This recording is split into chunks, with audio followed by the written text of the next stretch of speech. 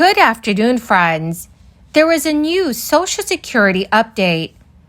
Experts say that major adjustments to Social Security benefits would be the best way to address senior poverty. There are several newly proposed changes that would help many Social Security recipients, especially at a time when the program's finances are already shaky. My dear friends, please make sure that you watch until the end of this video.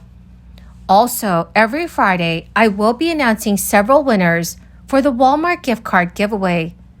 My friends, please make sure that you enter these giveaways by clicking and liking several of my videos, and then comment below the keyword of each video that you watch. The more videos that you comment on, friends, the greater your chances of winning the giveaways. The United States retirement system is a sprawling complex, a so-called three-legged stool of Social Security payments, workplace savings plans, and individual wealth. But is the system falling short in its primary goal of achieving a secure retirement for all Americans? About 23% of Americans over the age of 65 live in poverty. This ranks the United States behind 30 other countries. According to new data, only Mexico ranks worse than the U.S. in terms of old age poverty debt, which means that among those who are poor, their average income is low relative to the poverty line, and just 3 countries have worse income inequality among seniors.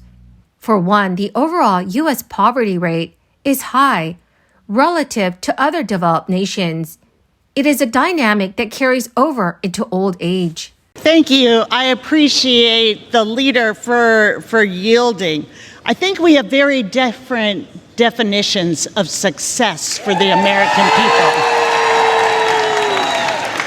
As Democrats, we have been focused and have been successful in growing our economy by growing the middle class, lowering healthcare costs, making sure that we are addressing climate change, having safer communities. And now, the Republican conference is saying they are sending us home for 6 weeks without funding the government, that we have one bill out of 12 completed because extremists are holding your conference hostage. And that's not the full story. The extremists are holding the American people hostage. We will have 12 days when we return to fund the government, to live up to the job the American people sent us here to do. Your time is coming. The American people are watching. They are going to demand accountability.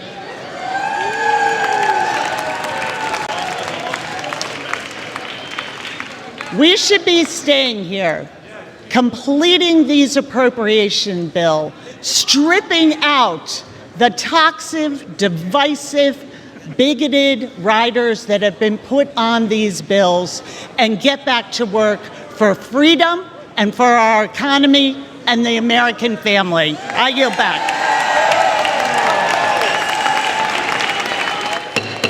House to be in order.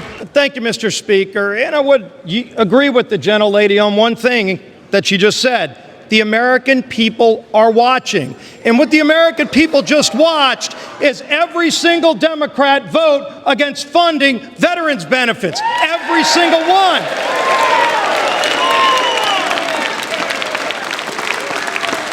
But thank goodness this Republican majority stood together and put the votes on the board, $138 billion, so our veterans will get the benefits that they deserve and earn. The United States is the only developed country to not offer a mandatory work credit. It is an important factor in determining retirement benefit amounts to mothers during maternity leave. Most other nations also provide mandatory credits to parents who leave the workforce just for a few years to take care of their young children. Experts say that there are facets of the system that should be tweaked. Researchers seem to agree that a looming Social Security funding shortfall is perhaps the most pressing issue facing U.S. seniors. Longer lifespans and baby boomers going into their retirement years are pressuring the solvency of the Old Age and Survivors Insurance Trust Fund. It is slated to run out of money in the year 2033. And at that point, payroll taxes would fund an estimated 77% of promised retirement benefits, absent congressional action. So raising Social Security payouts at the low end of the income spectrum would help combat old age poverty, but would also cost more money at a time when the program's finances are shaky. Millions of U.S. retirees will receive their first August Social Security check in less than a week. They will be worth as much as $4,555 for individuals who delay their retirement until they are in their 70s. The first wave of payments will go out in 4 days on Wednesday, August 9th, to individuals born between the 1st and 10th of the month. A second wave of payments will be sent a week later on August 16th for those born between the 11th and 20th of the month. And the final payment will be released on August 23rd to those born after the 21st. Taxpayers will have the option to go paperless next year. This means millions of Americans could receive their refunds weeks sooner compared to previous years. The U.S. Department of Treasury announced that taxpayers will have the option to go paperless for IRS correspondence for the 2024 tax season. And the agency aims to achieve paperless processing for all tax returns by 2025. The Treasury Department says that paper-based processes have long hindered the IRS and frustrated millions of taxpayers. The IRS received 76 million tax returns and forms, and 125 million pieces of correspondence, notice responses, and non-tax forms annually.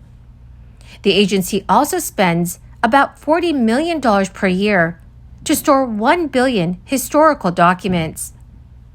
This initiative will eliminate up to 200 million pieces of paper every year, cut processing time in half, and also expedite refunds by several weeks. U.S. Treasury Secretary Janet Yellen said in a recent speech, "This paperless processing initiative is a key that unlocks other customer service improvements. It will enable taxpayers to see their documents, securely access their data, and save time and money." Yellen also noted that taxpayers will still have the option to send paper returns in 2025, but the agency will digitally process 100% of tax and information paper filings, as well as half of the paper correspondence, non-tax forms, and responses to notices.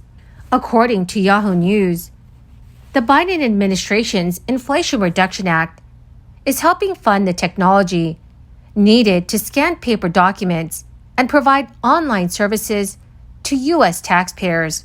In May, debt ceiling negotiations included $21.4 billion in IRS budget cuts. So, dear friends, what are your thoughts about all of these changes?